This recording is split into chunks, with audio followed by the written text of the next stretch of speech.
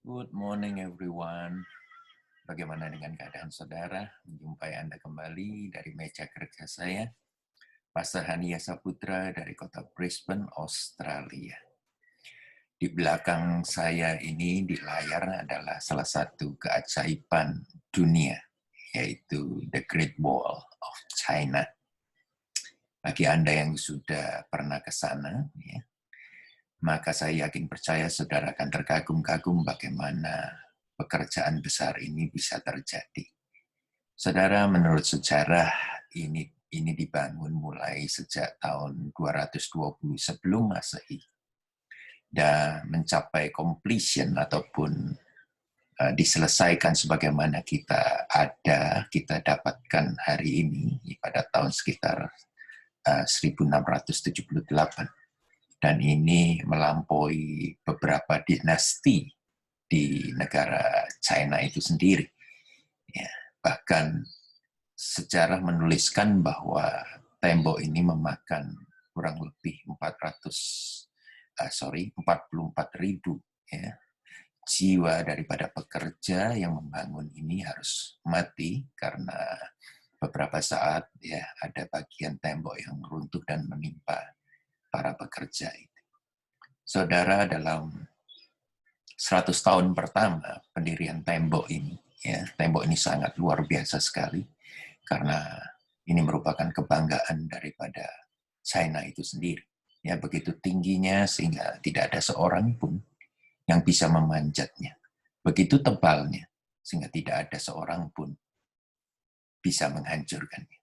Tembok ini didirikan oleh karena untuk menahan serangan musuh dari luar.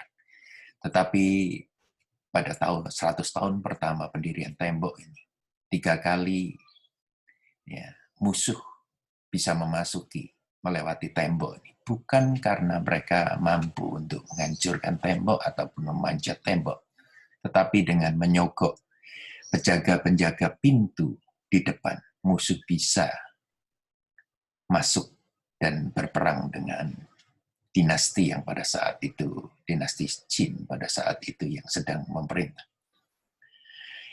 Saudara, seringkali kita aplikasikan dalam kehidupan hari-hari ini. Ya, para orang tua berbisnis ria, para orang tua bekerja siang dan malam, lupa untuk mendidik anak-anaknya dalam berintegritas. Sehingga dengan mudah sekali musuh masuk menyelinap dalam keluarga-keluarga Kristen. Kita sibuk untuk mencari uang, untuk memenuhi tanggung jawab kita untuk menyediakan makanan di atas meja makan untuk anak-anak kita, tetapi kita lupa untuk makanan rohani, makanan moralitas, di mana anak-anak itu perlu bertumbuh juga. Pertanyaannya adalah begini, ya, apakah Anda mau dipuji orang karena saudara berhasil secara dunia, tetapi pada akhirnya nanti saudara akan menangis karena melihat bahwa keluarga saudara berantakan karena saudara lupa untuk mengajarkan integritas. Apakah Anda sendiri bertumbuh di dalam keluarga yang berintegritas?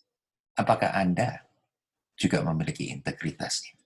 Itu suatu pertanyaan yang perlu kita jawab secara jujur. Ya, secara jujur.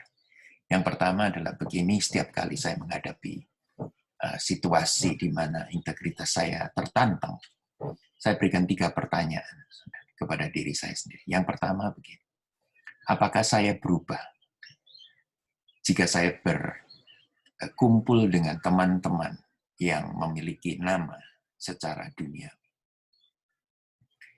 Mungkin saja teman-teman saya itu memiliki power di dalam dunia.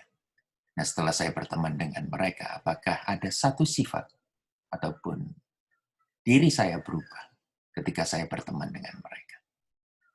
Itu pertanyaan yang penting. Yang kedua adalah begini, jika saudara disodorkan dengan 2 keputusan.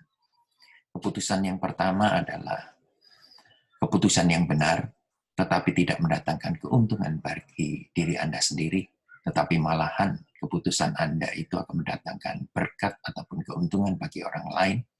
Apakah Anda mau mengambil keputusan itu?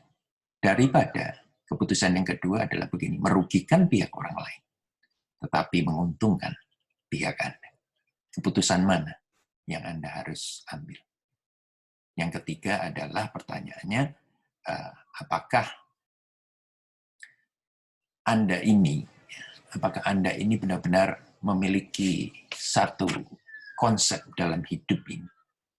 Kalau saudara memberikan satu komitmen apa saja, dengan perkataan, dengan janji, apakah Anda tetap mau berkomitmen sampai akhir? Baik itu berkomitmen kepada Tuhan, baik itu komitmen kepada pasangan hidup saudara, baik itu komitmen kepada diri Anda sendiri. Ini pertanyaan yang kiranya bisa menantang saudara untuk memberikan satu jawaban. Apakah saudara berintegritas atau tidak? Karena untuk mencari orang baik pada saat sekarang ini sangatlah sulit. Sangat sulit. Di sekeliling kita ini banyak korup, istilahnya bukan cuma korupsi uang, tapi korupsi moral juga. Kita tidak tahu karena kita semua berjubahkan kebenaran secara manusia. Tetapi untuk menjadi orang baik hari-hari ini adalah saudara harus membayar harga yang sangat mahal sekali. Mungkin dunia tidak akan melihat Anda. Mungkin Anda tidak akan pernah dipuji atau ditepuk tangan. Saudara, orang yang ditepuk tangani saat-saat sekarang ini belum tentu orang itu benar-benar orang yang baik dan berintegritas. Semuanya relatif bergantung kepada pandangan setiap orang yang melihat orang ini. Kalau orang yang dipuja ini mendatangkan keuntungan, pastilah kita mendukung mereka. Tetapi apakah Tuhan bisa melihat Anda yang sebenarnya? Kalau kita penuh dengan pujian tepuk tangan manusia, semua orang memuja Anda. Satu nasihat bagi saya dan bagi saudara juga. Pergi ke kaca, pergi ke mirror, mengacalah diri sendiri.